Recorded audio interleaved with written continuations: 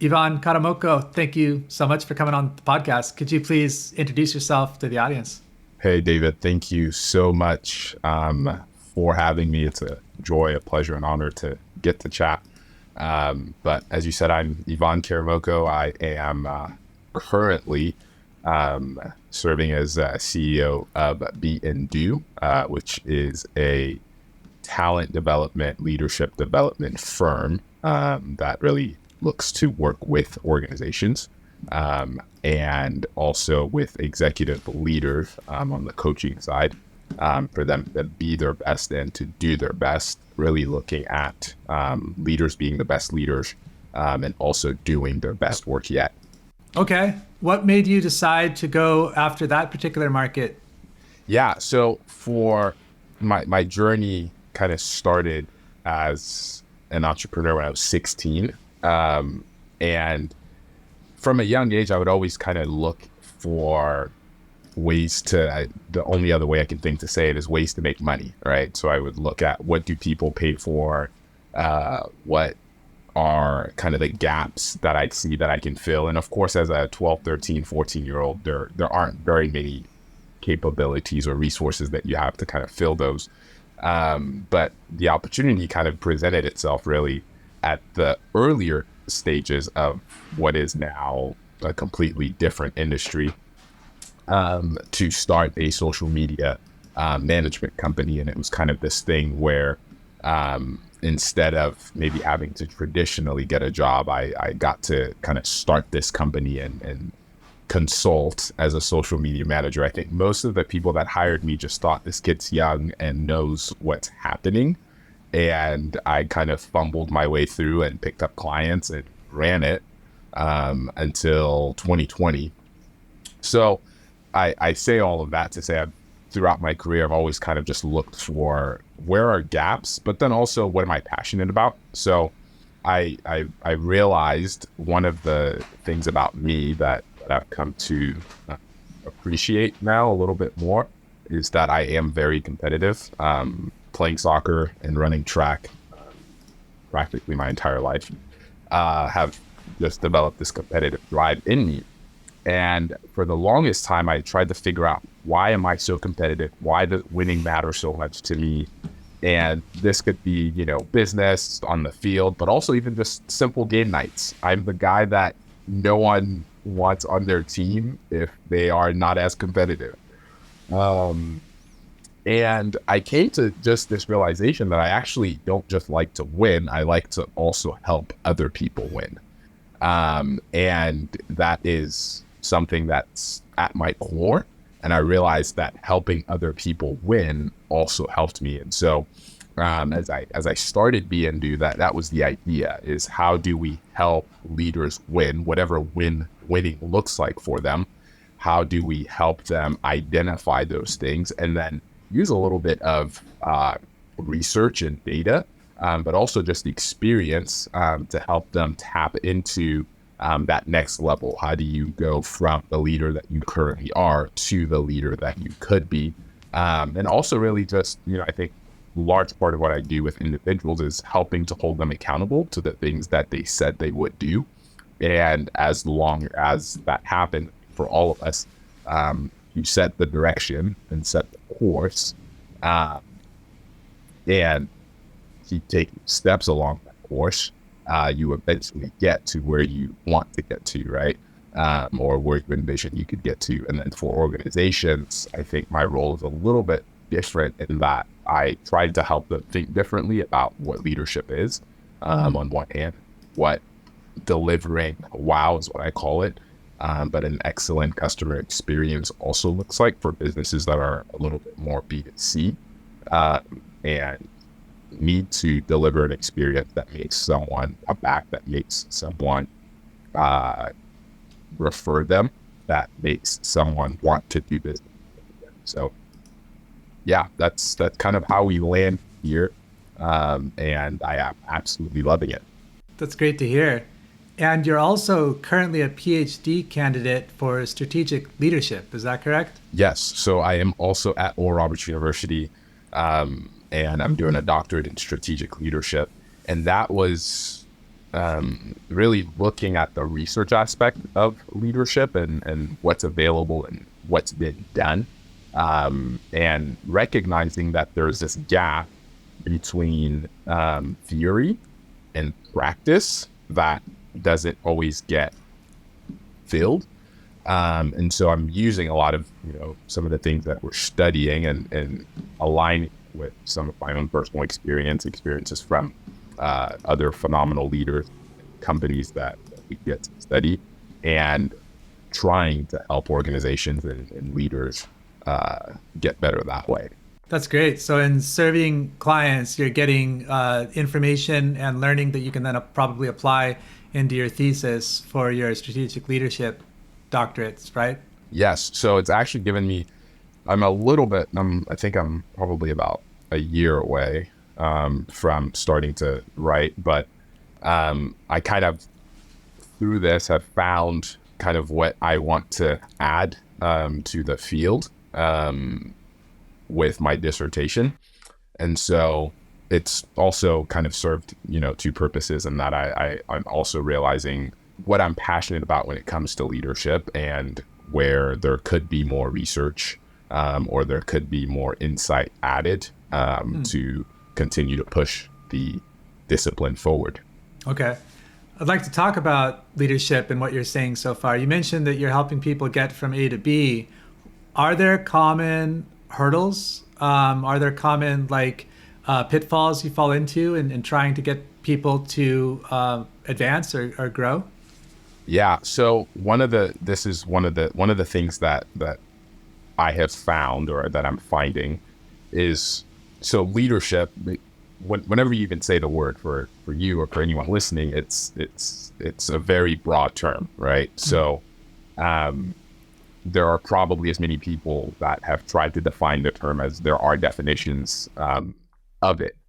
And a few things that I go back to that I look at, and the first thing is that it's, John Maxwell famously talks about how leadership is influence, and I believe that at its core, in the simplest of ways, it is influence. But what is it influence for, right? So it's influence to move yourself, but it's also influence to move others in a direction, and not just a direction, but it's also getting yourself and others to struggle, right, to want to accomplish something worthwhile.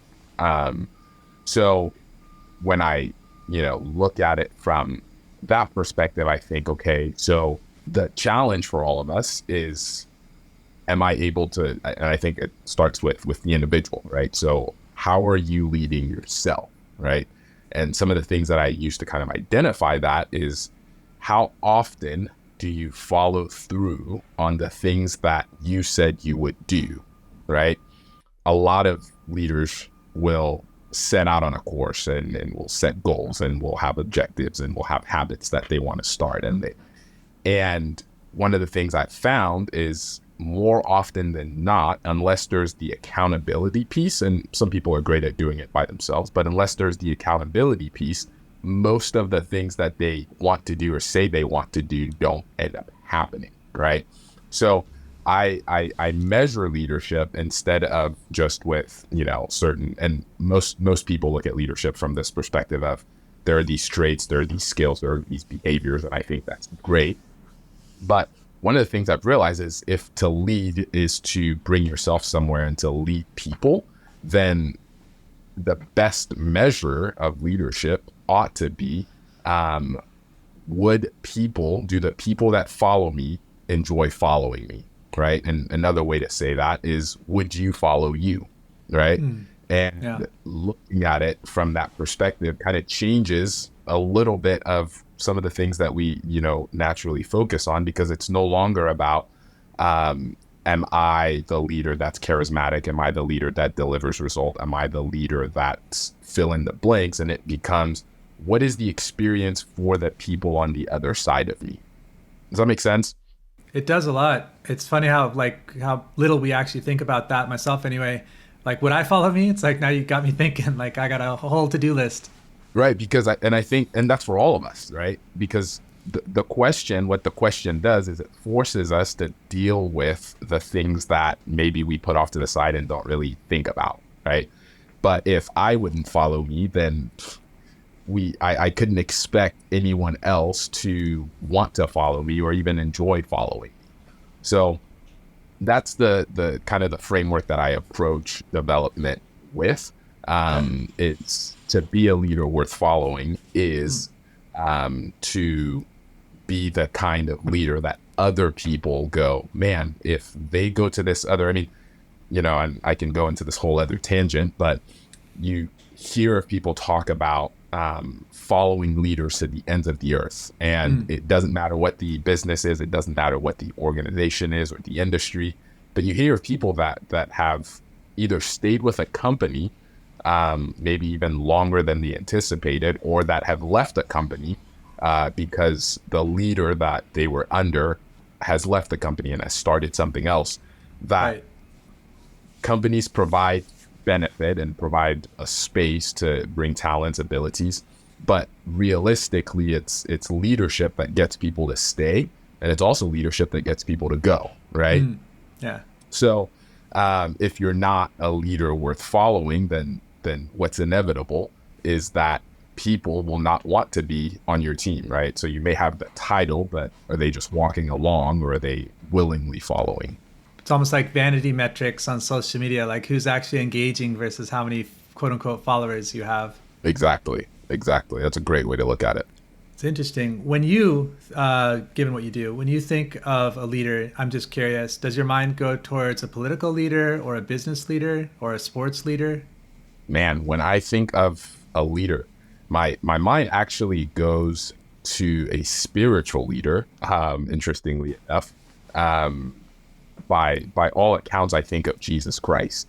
And interestingly enough, a lot of my leadership studies or principles really come from the way Jesus led. And the key that I think I come to is this: one, are you a leader worth following? But what happens in the process of your leadership is really kind of what determines that. So Jesus lays out this model, and you can look at this from many of his followers, but I like to look at one of his followers being Peter. And you find this guy who is, and I'm paraphrasing and just giving my opinion of the guy, but based on what we get from religious text in the Bible, a guy that's maybe a little bit outspoken, that maybe is passionate, but is maybe not the guy that you would go, this is the person that I'm going to entrust this thing that I'm building. And we see the many times that he messes up. We see the many times that we go, oh, maybe I would have answered that way as well.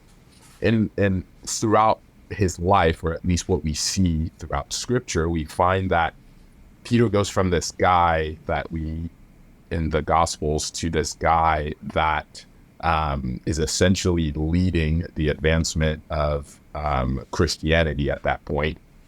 And there's this element of transformation that I really appreciate, that I believe that to be a leader worth following is to be a leader that transforms people, not because of any specific ability or power that you have, but I think that the key is listening to where people want to go and their goals and aspiration, and really combining it, if it's within an organization, combining it with where the organization is going, so that you can inspire this idea of like a shared vision, right? So it's no longer where's the organization going, but it's where are we going, with the combination of organizational objectives, but also what are the personal things that the individual has, whether it's for themselves, their family, or their career.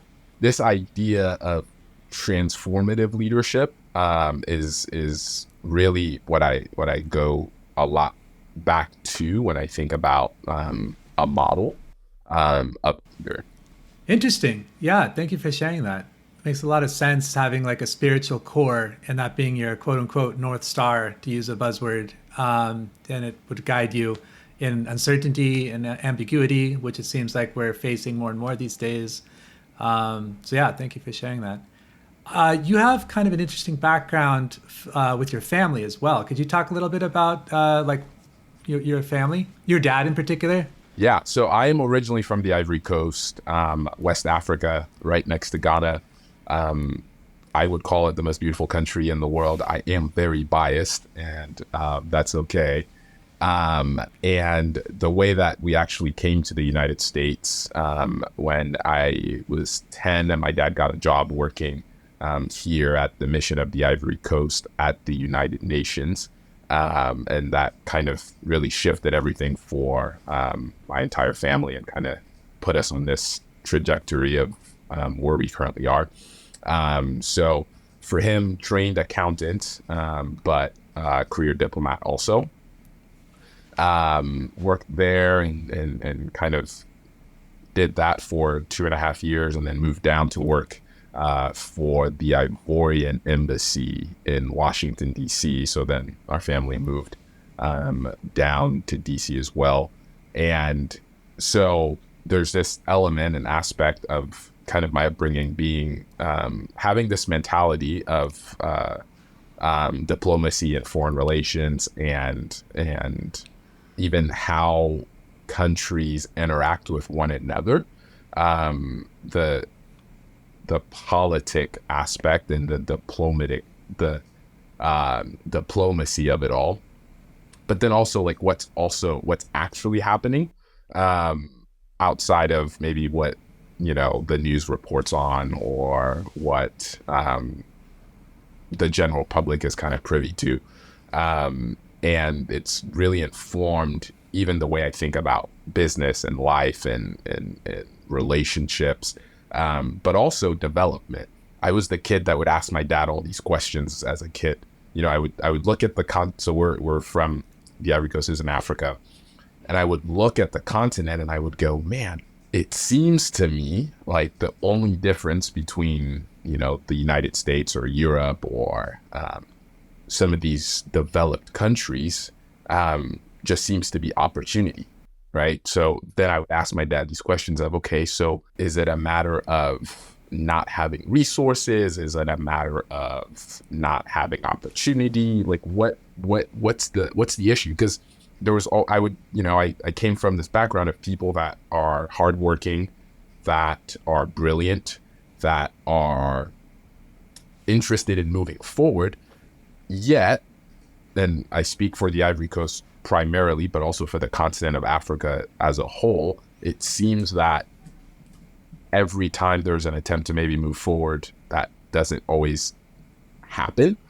And so I was always just confused, and I would always just ask him all of these questions about, well, okay, so how much money would you estimate that the country or the government makes, per day, and kind of what are the activities that are leading? Start auditing the nation. Right. And obviously he didn't know all the answers, but he was giving me guesses and things that he would think based on some of the information that he was privy to. And I even would go, okay, so there's opportunity and there's resources. But the two things that I think were different and are different is mindset and a lack of leadership, right? Or a lack of what would be considered good leadership, right? Because leadership could be good or bad. And that's always kind of informed the way that I look at Africa as a continent and really even any developing nation. I go, okay, so what's missing?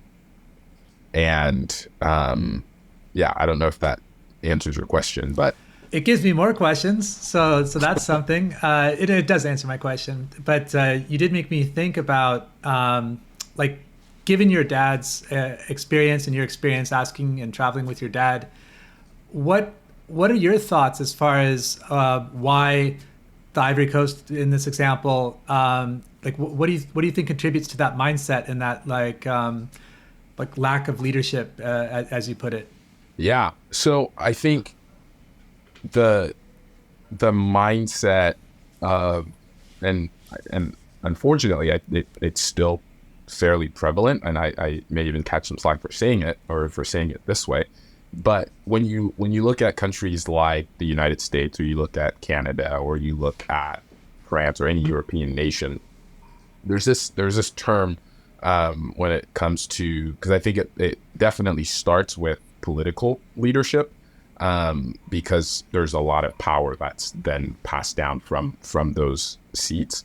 You look at this term of public service, right? And this idea of, and if you even go back in time, you look at this idea of people that had careers that were pillars in the community, that then chose to serve the community in political office and add whatever value to make society or the community or the country or whatever you're looking at better, right? So that's a little bit of at least the history of that.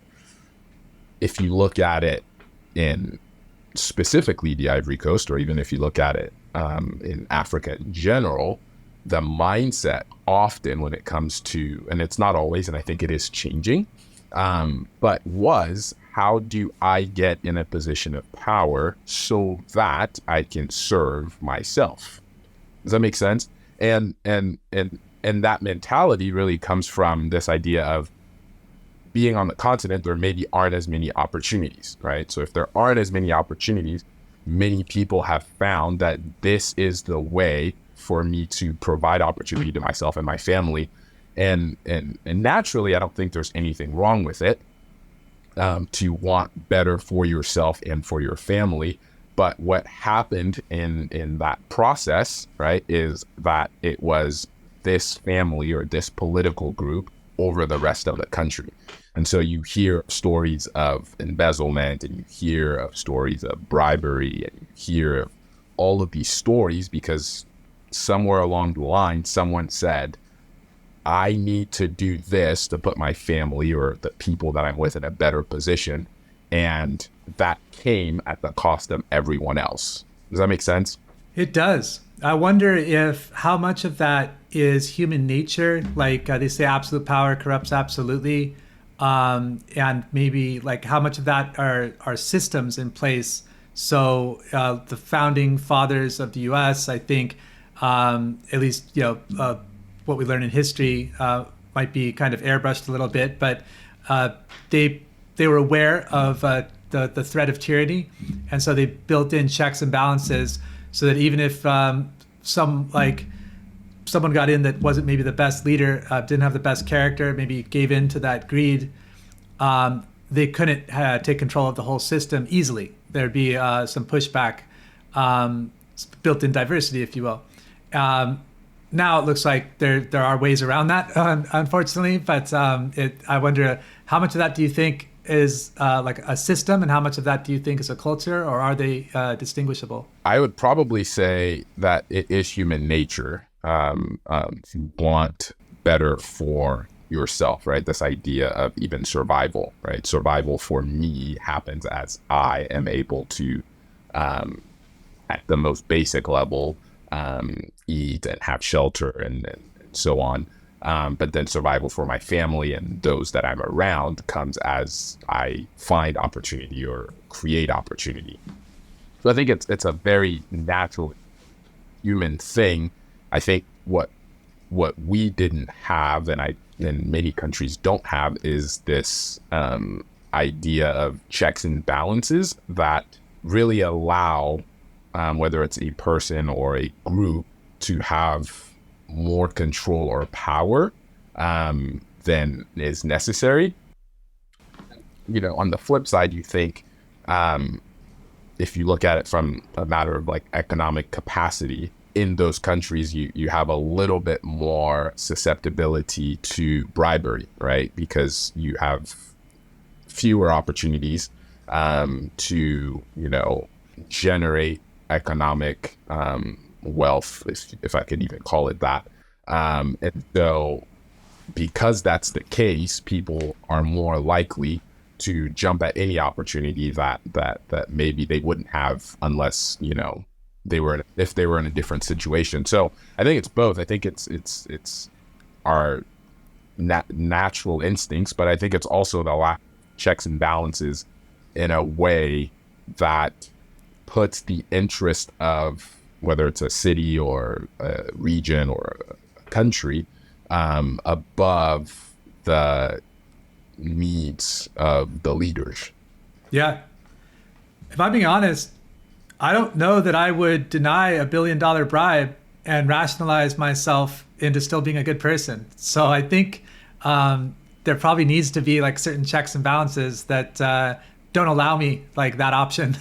Right. And I wonder if it's like, yeah, I think you need a little bit of chaos, a little bit of flexibility for innovation and stuff, but then like an upper cap where it doesn't get too far out of hand. Because I would imagine you're going to have an advantage being a leader. Like you have insights to information sooner, which I heard someone describe as time travel, which I thought was a really interesting concept. Have you heard of that? No, I haven't. That is interesting.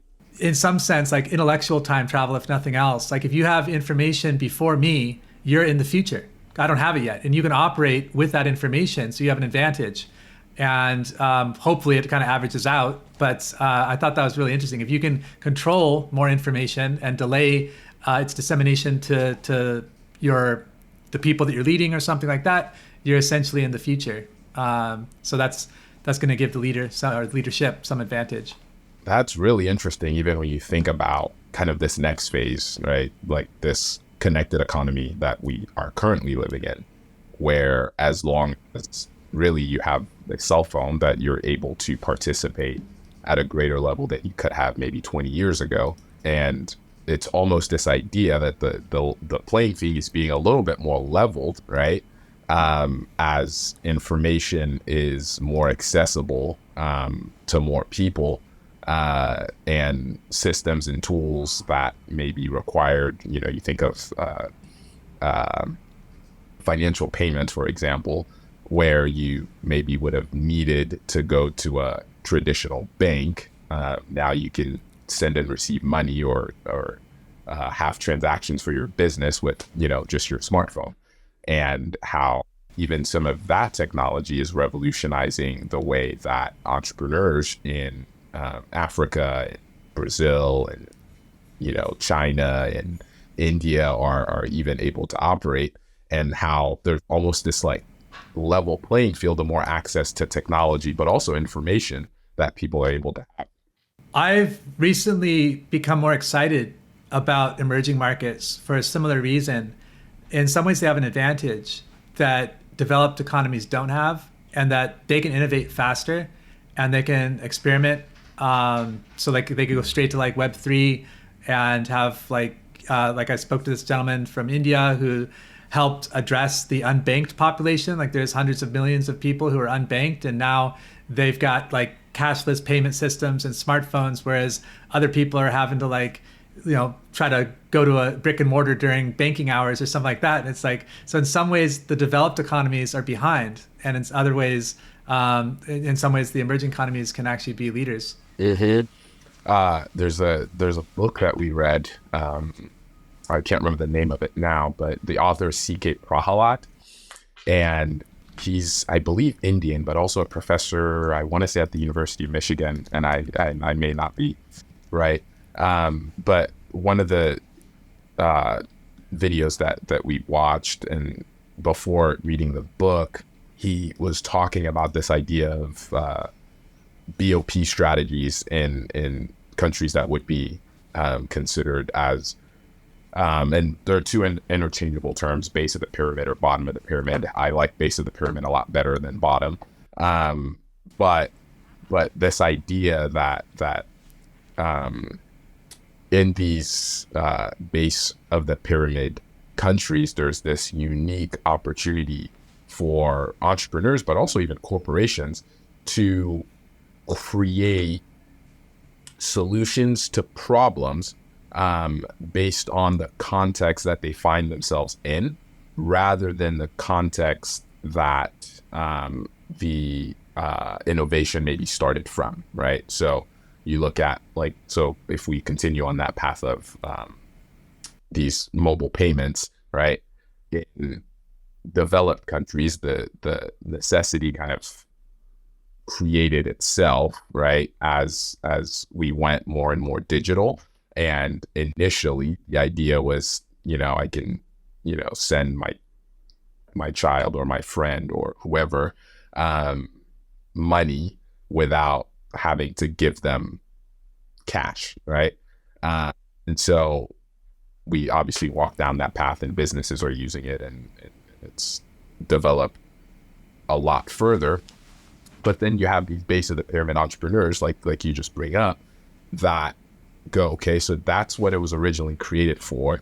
How do we make that something that creates and adds value within our markets and our context, so that, one, it makes sense because, they still have to generate profits, but that it also still serves the people that we're looking to serve with our product.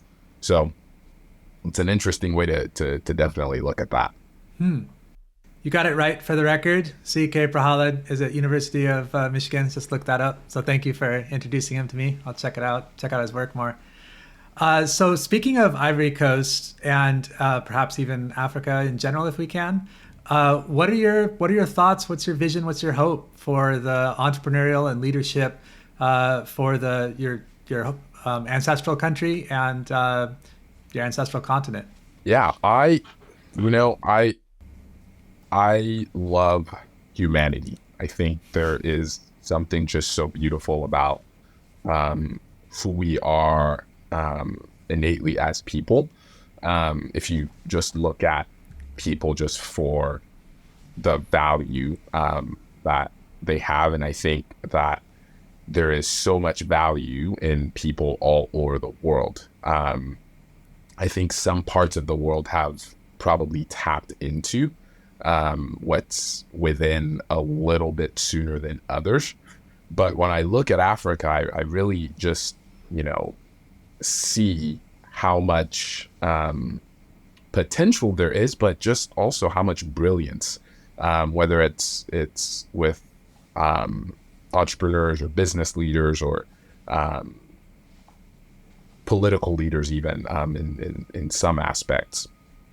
And so I think we're finally being ushered into this era of the Ivory Coast specifically, but Africa as a whole, utilizing the resources that it has and also the brilliance of Africans to compete at a global stage where it hasn't been possible yet, if that makes sense. And so I one of my goals, and really one of the things that I'm even looking into right now with Be&Do, yes, but also just personally is what this revolution of entrepreneurs that create solutions for their countries, their communities, their nations that add value, but also that bring opportunity to people that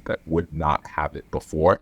One of the organizations that's leading in that and doing it very well, in my opinion, is Smart Africa, and their heart with bringing African, not just really African entrepreneurs, but businesses, organizations, even governments in some aspects, to this place of being able to show up and compete on the global stage, just like, an entrepreneur in Silicon Valley, or a political leader in New York or wherever it may be, that they're putting together resources and bringing together people to help businesses, entrepreneurs, NGOs, just organizations as a whole operate at a higher level and at a capacity that I truly believe will just be the catalyst for this movement, where not just in Africa, but I think these base of the pyramid countries will go from leading and out or a hand up to really being able to collaborate. And I think that's the sweet spot of this next era that I'm really excited for, that I think the studies or the research even indicate is happening or will happen. That doesn't happen unless, individuals kind of play their part within it. And so for me, I'm looking at what does that look like practically, and even looking at, what are some of the things that we can do in the Ivory Coast? Because I've practically grown up in the United States. I moved here when I was 10. I've been here for 21 years now. And I've seen the kind of the mode of operation, if you can call it that, of Western countries, if I can call them that, and still have this belief that some of the things that have happened here or are able to happen here can happen there. And it's really just a matter of bridging the gap and finding ways to serve people. So I'm constantly talking to friends and relatives and looking at, okay, so what's an issue? And that's really what I'm even looking for now. What is an issue that I personally want to be a part of solving? And I think helping bridge that leadership gap is definitely at the core. But even just within marketplace or for government organization or NGOs or whatever that looks like, how do we add value? How do we empower people to really step up and to bring solutions that serve humanity beyond just our border, right? I think for the longest time, Africa and really developing countries, if I can, and I say Africa just for the sake of being able to have the conversation, because it is, individual countries that have their own context and systems and histories and all of that. But for the context of the conversation, have for the longest time maybe gotten the overflow from the rest of the world and have probably survived on crumbs. And I kind of see this idea of like having our own cups full and being able to also overflow back. So instead of just this one way receiving, but being able to contribute, and how that kind of levels the playing field, if I could call it that. Yeah, I look at it almost as grow the pie, because a more prosperous world makes for a more prosperous world. So I have kind of evolved my thinking over like who and what I am. For example, like I think when you're younger, you think of yourself as like a separate entity, almost like a planet unto itself. And I've started to realize that like none of my thoughts, if any, very little of my thoughts are actually my own. Like they're built on things I've read, things I've heard, people I've spoken to. A lot of it's unconscious. A lot of it's transient. The world's changing around me. So I can't really like take maximum pride over anything that I do, because it's both borrowing from and belonging to the species, basically. And then that's, if you want to get like biological with it, like we're exchanging like cells, we're taking stuff from the sun. I mean, there's like we're a conduit for existence. It's not like we're just like, here I am. So I mean, there's a little bit of that. I don't want to discourage anyone from like being an actor or performing, but it's we're part of a larger whole more than we might realize. And so if other people are other countries, other cultures, other companies, etc., are innovating and developing, that's great.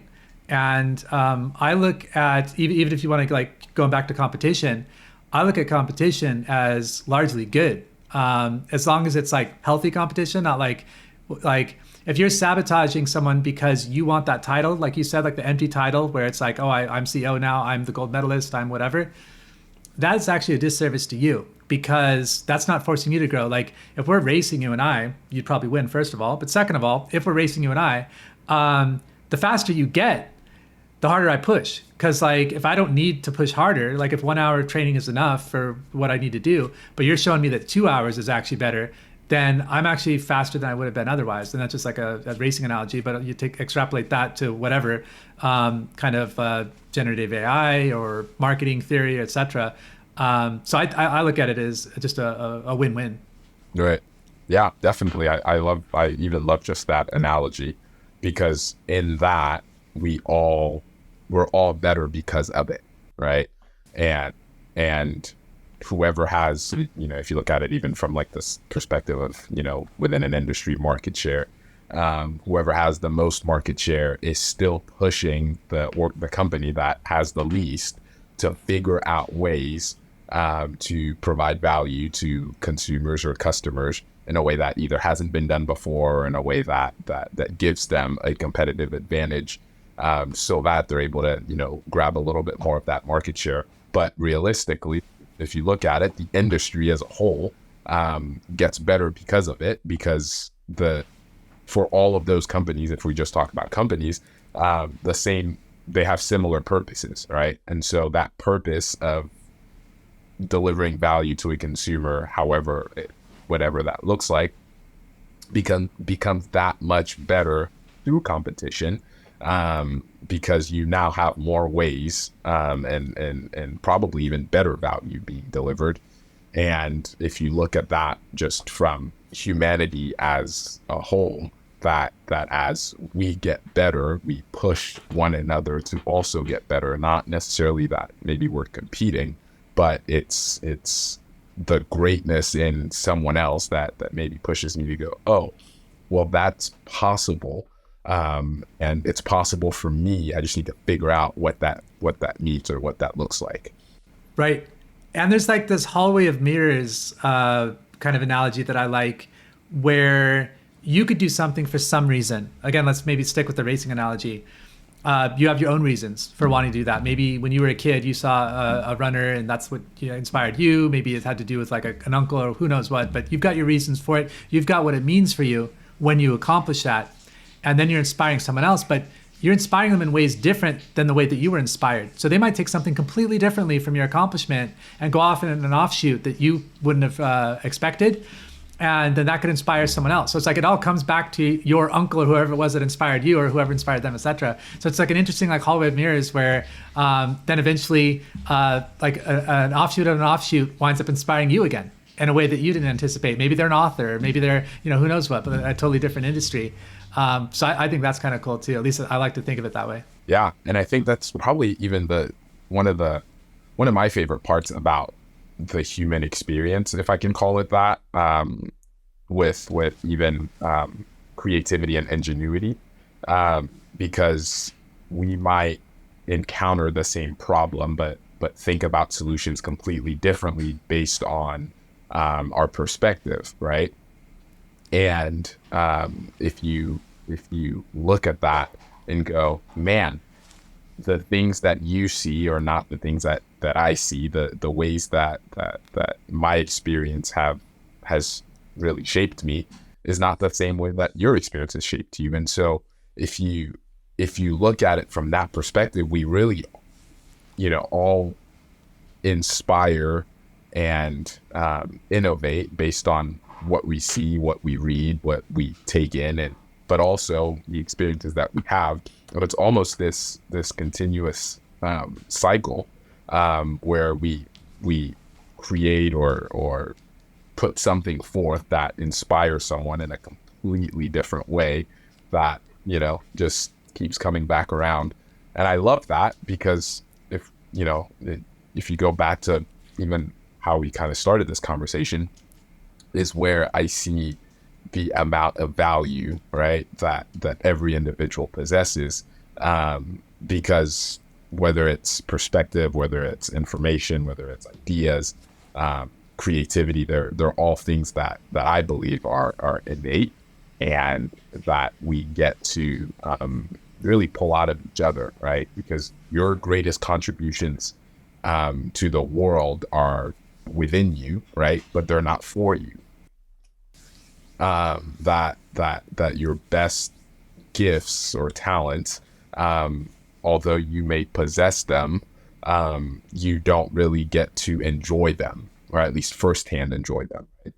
That they're really for the world to enjoy, and maybe you get secondhand value, whether it's accomplishments and accolades and money or whatever. But at the core, but at the core, who you are and what you provide isn't even for you. That what you benefit the most from is actually what someone else has. I really like that. I hadn't thought of it in those terms and the way that you put that, but that's really beautiful. It's almost like we're each rich in like a foreign currency that we can't spend, but like someone else can spend. I like the way you put it better, but that's just where my mind went with it. But then also like kind of, like the joy you get from helping someone else is usually better than the joy you get from buying something for yourself or whatever.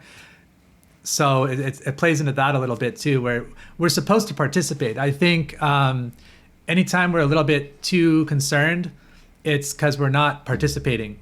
So if you're participating in something, like the ego kind of gets diluted, and you're part of the greater whole. And like I like the way you put it, where your greatest gifts are within you, but not for you. Yeah, I love that. That's one of the things that kind of really motivates me to I have this list of things that I look at every day, and one of them is give everything and die empty. Oh, okay. I like that. That we all have something to give, and the goal isn't to keep it all, but it's to give and to provide it. And that at the end of, and obviously none of us know when our lives end, but a life well lived is probably one that found all the different ways to give, whether it's, financially or of yourself or time or however you want to look at that, but that the best use of what you have on earth is to give it, that as someone else receives it, that's the greatest joy. Was a proverb that talks about how it's actually those who refresh others that find refreshing, right? That it's not that you're not refreshed as you withhold, but that you're refreshed as you actually give. I just love that concept. Me too. Yeah, I on a more, I guess, macro scale, I saw that with some countries, and I like history. I'm not like an expert, but I read here and there about different countries, different regions, histories, and oftentimes I think everywhere has had their insular periods where they wanted to put up walls, metaphorically or otherwise, to conserve their culture.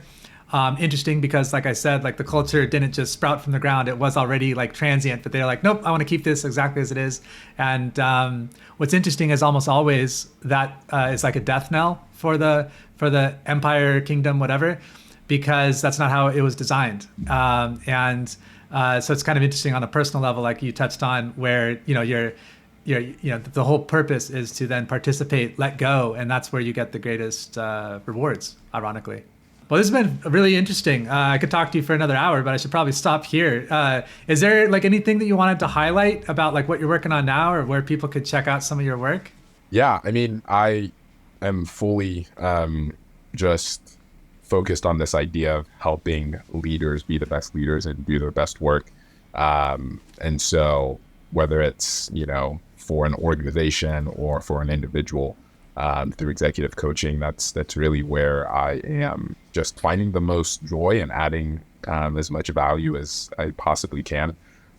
You can kind of see more or read more about that just on our website, be&do.co. Had to find something that was simple. And so it's just be&do.co. I, on a different note, thought about different things with my name and my last name, but then I would always go to, how do you spell that? And obviously I know how to, but it makes it a lot easier for people. So for just more ways on how I can help, whether it's your organization develop better leaders or for you to be a better leader, be&do.co. And there are different things that we do and offerings that we provide to provide value and contribute. Great. Well, Yvann, thanks for talking to us today. It's been a real pleasure. Here's to dying empty. Thank you. I've definitely enjoyed this conversation, and even just getting to know you. I appreciate the opportunity, and it's been fun.